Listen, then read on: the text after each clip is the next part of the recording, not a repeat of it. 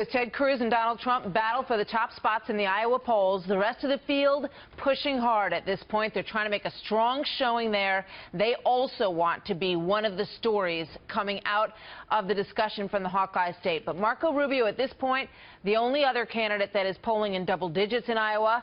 John Roberts is live in Des Moines watching all of this as it unfolds, and we anticipate the big night. Good morning to you, John.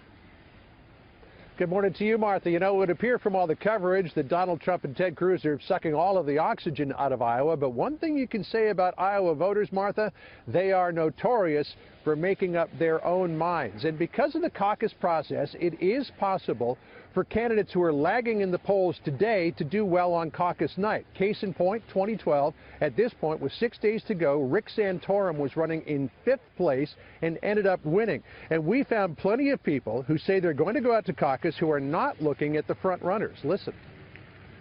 Who are your finalists? Rubio for sure. Cruz, and I'm kind of on the fence on Jeb Bush. I like Ben Carson a lot. I like Carly a lot. Ted to some degree, Jeb to some degree. But I'd take Marco. He's got what I'm looking for.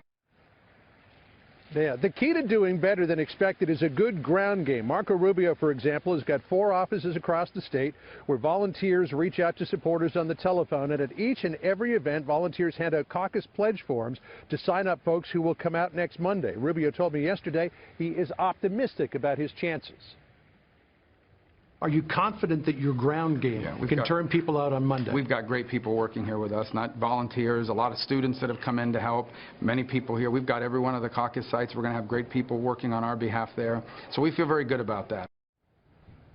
Another candidate who may do better than expected is Christie. Why? He has got much of Governor Terry Branstad's support operation behind him. This is a group of folks, Martha, who helped propel Terry Branstad to an unprecedented 6 terms in office here in Iowa. So that is a formidable force that could be behind Christie on caucus night. Yeah. All right. So the question becomes, how many tickets go out of Iowa? And how long does everybody hang into this race, John? I think that really, from folks I've talked to, really depends on how Donald Trump does on Monday night. If Trump wins, and there are a lot of campaigns who are quietly saying they expect him to, there may only be 1 ticket out of Iowa. But if Trump does not win and Cruz does not do as well as expected, then, Martha, I think as you head into New Hampshire, all bets are off. It could be 4, it could be 5 tickets coming out of there. And don't forget, Kasich polling very well in New Hampshire. So Iowa may not tell the tale, unless, of course, Trump pulls off a big victory. Martha? Yeah. It's good that we're finally in the zone. We're finally inside the bookends of this thing, and we're going to see how it starts to play out. John, thanks so much.